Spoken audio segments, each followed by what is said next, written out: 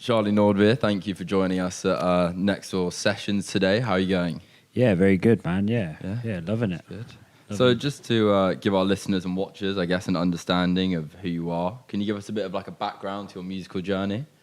Yeah, so I started playing when I was kind of probably like 11 or 12 with my granddad. He was like, he played banjo and guitar, and he had this guitar hung up on the wall, and it was always like too high to reach for me. And I was always just like, he'd find me in there just like staring at it, like, and then he finally kind of showed me a few things. He was like, "This is the blues, kid," and like all that kind of stuff. You know what I mean? Like, classic kind of just show me a few simple things, and then we started kind of playing together. And I actually play his guitar now, which he gave me. And then kind of after that, in school, I went to school in Plymouth, and we kind of had. It was a bit of a shit scene, but we kind of made it like. I don't know, it was fun at the time.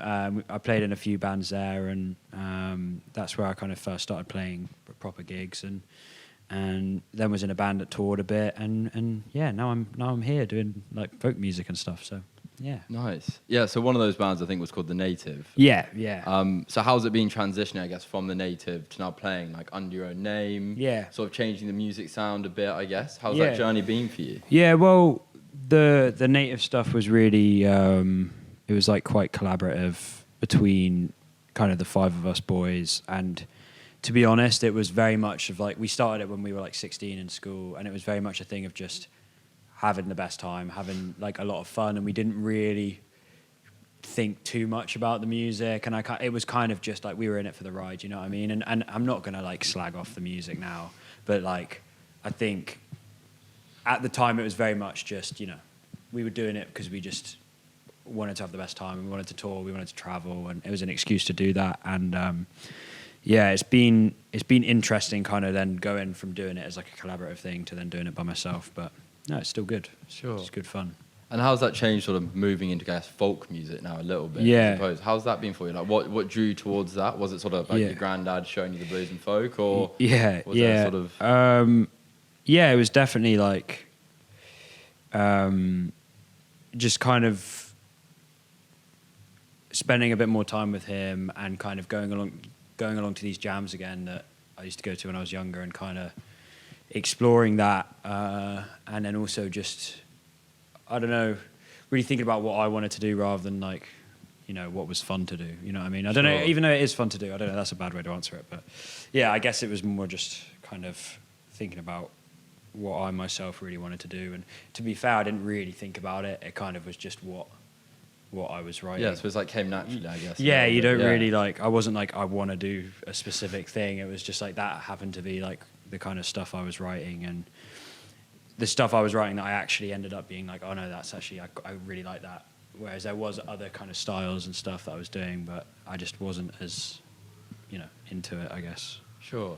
And when you're sort of writing a song, how does it come to you? Is it like sort of this immaculate transmission, like the lyrics and the melody sort of just arrive fully realized, or do you kind of slowly edit and craft through your songs, be it lyrics or melody or wherever you begin? Yeah, I'm quite an obsessive person. Like even from when I was like younger, I kind of obsess over like stupid things, and I feel like my writing process is very much like I'll capture like the raw essence of something when I first come up with the idea, and kind of spill a load of lyrics onto paper, and just you know, that part is really quick, but then the fine tuning and the production and the recording is quite a painful process. Like you know what I mean? It's just really, you know, sometimes it can take a long time, you know what I mean, for me to feel like it's good enough. Sure. No, but I think I can hear that when I listen to your songs. Like you definitely worked through them, and like everything feels like it has purpose within them. So like that definitely translates. And this latest EP you've done, Joy and Despair. Yeah. How did that come to life? What was sort of, how did it begin, I guess? Yeah, well, it was kind of just like, I feel like every single song I can kind of relate to a specific moment in the last maybe 2 or 3 years of my life. Like they've all have, and I'd say in terms of the lyrics, it's kind of like a journal of experiences and a way for me to process things. And yeah, I'd say that's all it is really. It's kind of, it's like a journal, like a musical journal, I guess, of the last few years. Yeah. That's cool. Your lyrics specifically, and I guess the music itself, I found had a very like a dreamlike quality. I mean, the opening lyrics to your song, "When the Dawn Breaks," sort of relates this directly. It says, "Dreams like a river," and then in the nether, in between states. What about dreams or like the oniric? Fascinating. So I kind of got into a thing recently of especially when I was like quite hungover, which is weird because I feel like alcohol kind of can sometimes like stop your dreams. It's a bit of a dream killer. Yeah, dull the senses. You know what I mean? But like I'd find when I'd kind of be hungover the next day, I'd kind of have crazy dreams, and I'd find myself like waking up in the middle of the night, like 2 a.m. just like, oh my God, I need to remember this dream. You know what I mean? Especially it was like about a specific person, a specific thing, and it was like quite a powerful feeling. And like I just started kind of writing these dreams out, which were just so random and weird. You know, like those hungover dreams, you're just like, whoa, what is... I got something to work out. Yeah, what is going on? Yeah. But so I just write them down, and then it would kind of... The song kind of came from that, and hence like a lot of it is kind of... A lot of the like imagery and stuff's kind of... It's kind of random, but it all feels like it's like the same feeling. It doesn't have like a specific through line of specific meaning, but it's like all the same feeling. So yeah, that was kind of where that came from. So yeah, definitely plays like a part.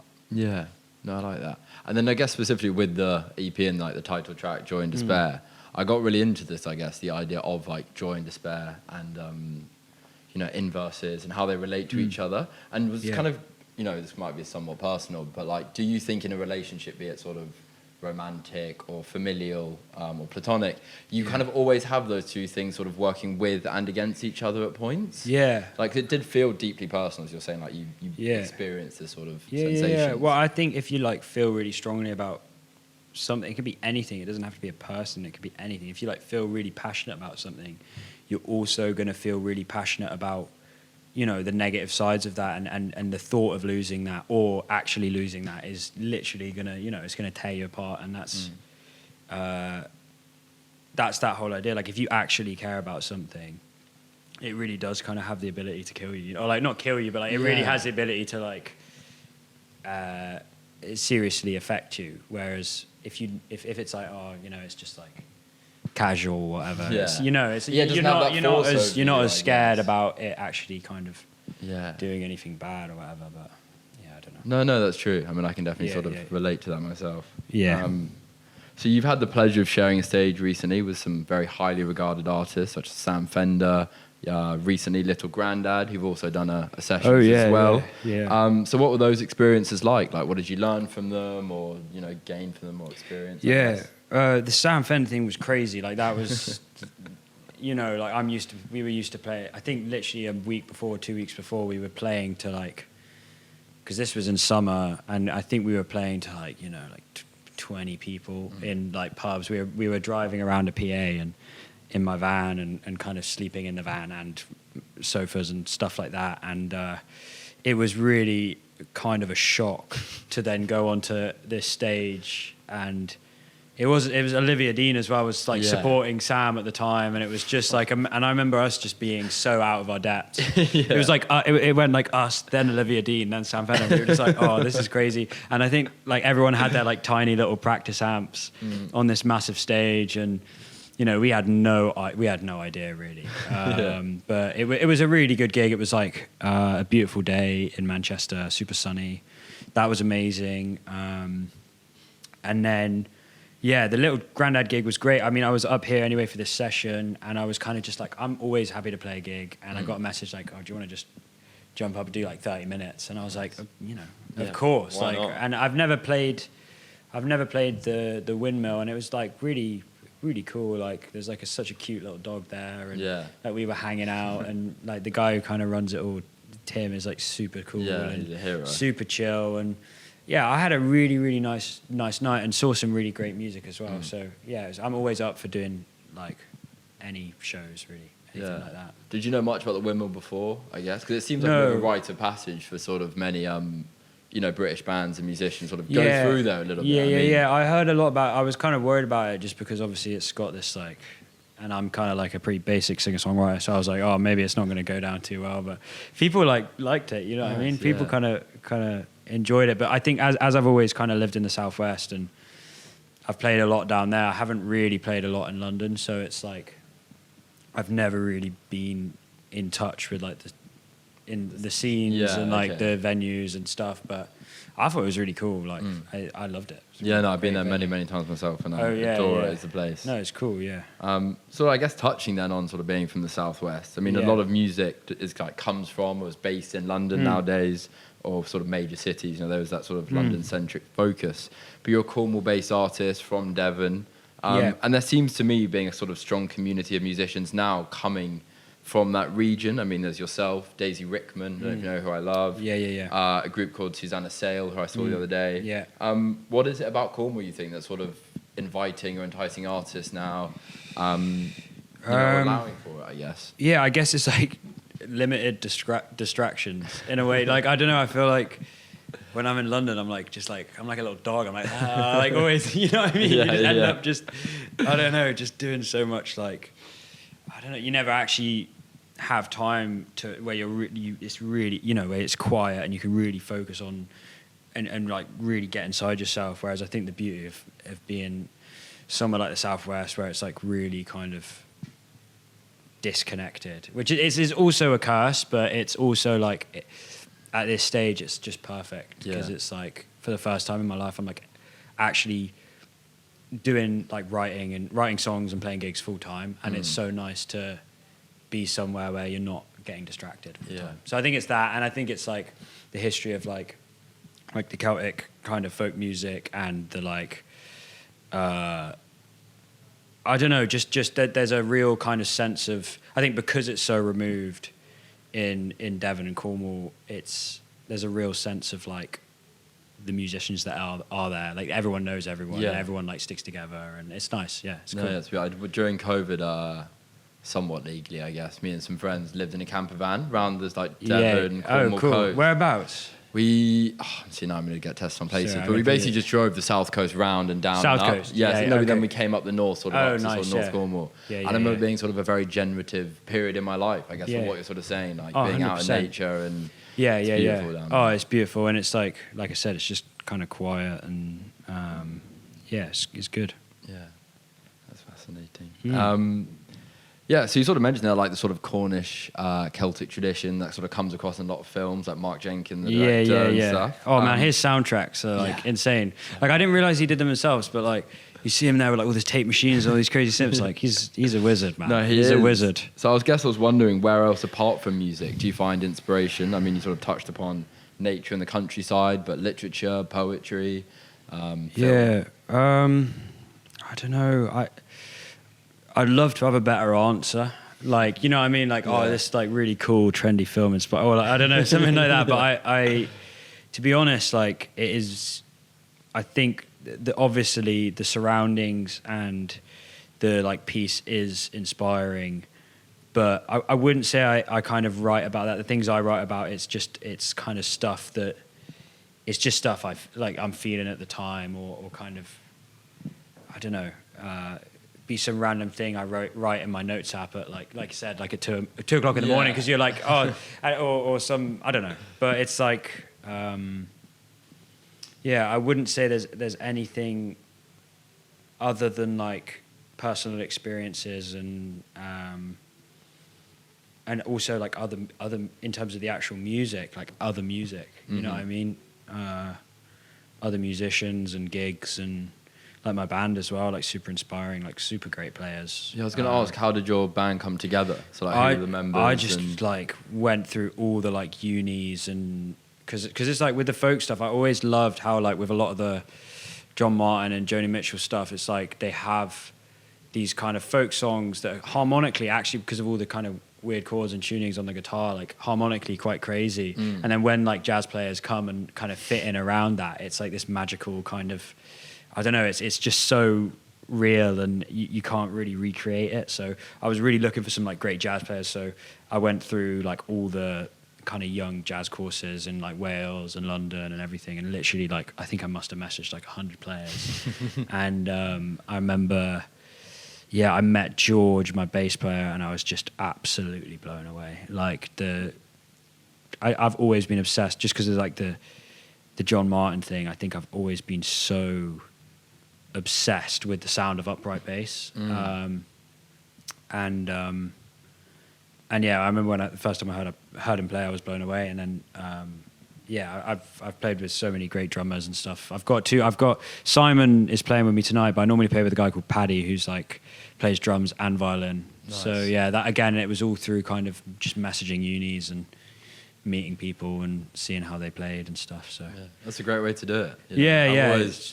So when I'm trying to find like artists I really want to listen to, I'll look through like sort of especially like a lot of the jazz conservatories and stuff, and see who's winning graduation prizes each year, and then I'll be like follow their careers.